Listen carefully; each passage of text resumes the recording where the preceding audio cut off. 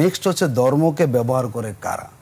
আমাদের দলটা আমরা সবাই 5 ওয়াক্ত নামাজ আমরা পড়ি। দেখুন বিএনপির কোনো জনসভা যখন আমি দেখবেন কয়জন লোক নামাজ পড়ে, আবার এই লোকগুলো দেখে যখন নির্বাচন সময় আসে টুপি দেয়, মসজিদে দান সদকা করে, উমরা করে, নানাবিধ কাজ করে। তার মানে আপনি সারা জীবন আপনি ইসলাম ধর্ম পালন করেন না, আপনার কোনো দলীয় প্রোগ্রামে নামাজের কোনো বিরতি হয় না, আজানের কোনো সিস্টেম সেখানে নাই, আবার আপনি নির্বাচন আসলেই যান উমরা করেন দান সদকা। তার মানে আপনি মুসলমান দেশে মনে করেন না যদি এই কাজগুলো আমি অনুসরণ না করে মানুষের ভোট আমি পাবো না।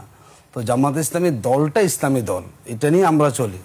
যেহেতু ওনাদের দলটা হলো ইসলামী দল না, কারণ ওনারা জনগণের সেন্টিমেন্টটা বোঝার জন্য টুপি দেন, কেউ আসেন উমরা করেন, এই কাজগুলো করে পাওয়ার চেষ্টা করেন। আমি একটু অনেক কথা উনি বলেছেন জান্নাতে যাবো, কোথায় বলছি আমরা এটা আমাদের ইতিমধ্যে আমাদের দলের সেখানে বলেছেন যে কোথায় কোন বক্তব্য আমাদেরকে দেখাবেন। ইদানিং আমরা দেখি যে আমাদের মধ্যে মুফতি সালাউদ্দিন তৈরি হয়েছেন, উনি ফতুয়া দিচ্ছেন।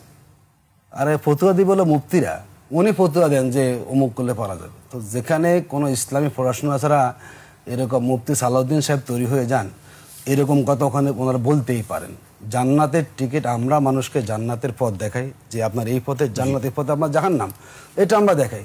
ওনাদেরটা তো এই পথ দেখানোর কোনো সুযোগই নাই, কারণ ওনারা উল্টো যাতে করে আমরা ওই মোটিভেশন চালিয়ে মানুষকে আমরা আকৃষ্ট করতে না পারি, এই কথাগুলো বলে ওরা মানুষকে বিভ্রান্ত করার চেষ্টা করে থাকেন।